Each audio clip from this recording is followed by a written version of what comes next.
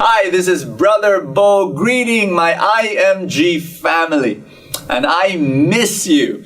And I should be there with you right now, but I am in Australia. I'm preaching to the feasts in Sydney, Brisbane, and Melbourne. And so I miss you today, but I really wanted to speak to you. So I'm doing this video and I hope you listen well and I hope you open your heart to the message that I want to give to you, which I believe God wants to give to you. And it's a very simple message.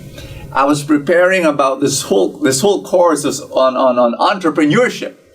And then it shocked me when I realized something. It just blew my mind. A light bulb came as I was reading the life of Jesus, and I said, wow, I never thought of it that way, that Jesus was a businessman.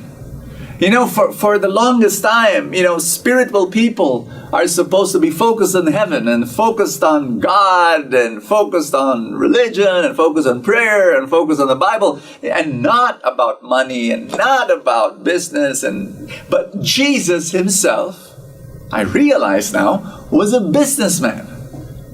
How long? He spent more years as a businessman than he spent years preaching, healing, and driving out demons.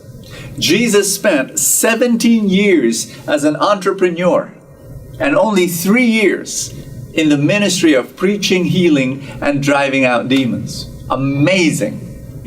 During that time, during biblical times, at the age of 13, you would already apprentice with your father. And in Mark chapter 6, verse 33, when Jesus was already preaching, the people said, hey, wait a minute, is he not the carpenter? Didn't he? Wasn't just a few years ago he repaired our jacuzzi? He repaired our 2-car garage? I'm just kidding. But they saw him as that carpenter.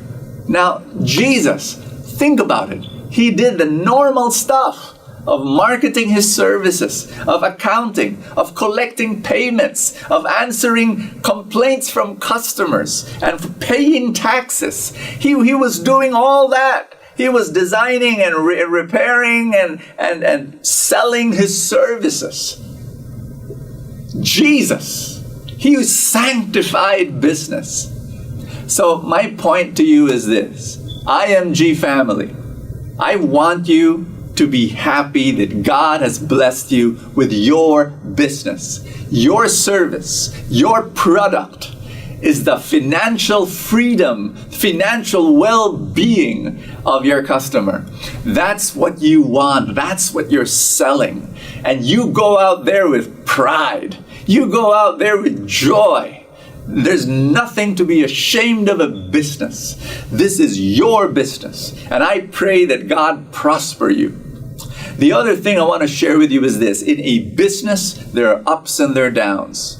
And I'm sure that you've gone through your downs.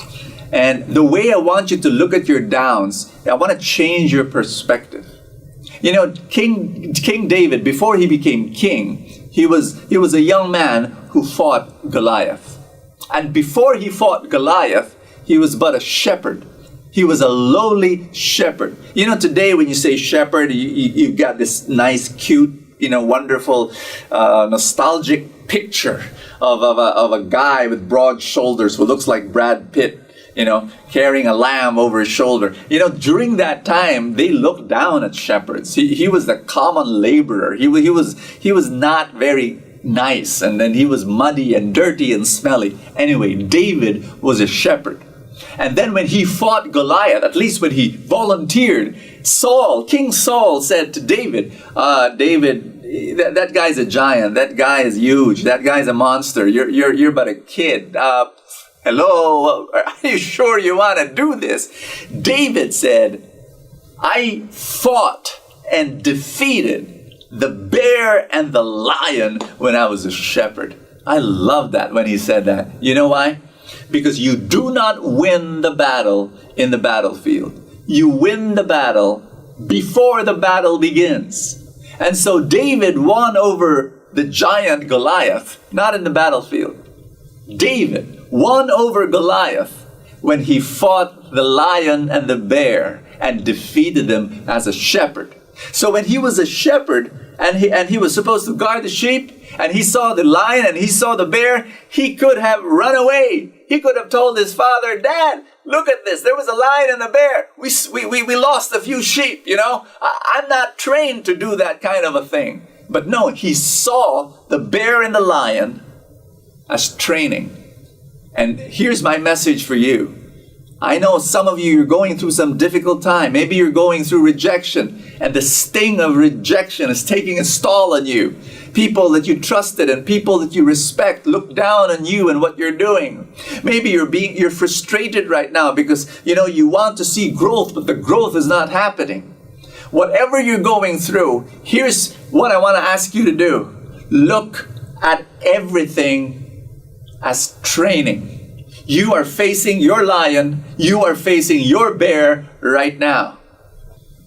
And hey, if you see this as training and you endure and you persevere and you don't give up, it is training you. What? Because the Goliath is coming. And when you're able to defeat the lion and the bear right now, you will have all that you can need to defeat the Goliath. And when you defeat the Goliath, you know what's going to happen? You're going to become king. You're going to become king. Always choose growth over money. And I love saying that. It's a spiritual principle that I live by, and I've been sharing it to people. Because if you choose growth, the money will follow. But if you choose money, the growth will not follow. Make that as a personal mantra, a spiritual principle in your life. Always make that decision. Grow in your personal life. Grow in your intellectual life. Grow in your relational life. Grow in your spiritual life. Grow in your personal spiritual life. Because when you do and you choose growth, the money will follow.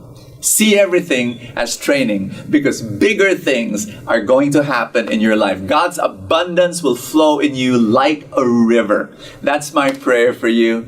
Thank you so much that I'm part of the IMG family, and I greet you with all love and prayer. May more of His love flow in your life. This is Brother Bo Sanchez saying, live a fantastic life.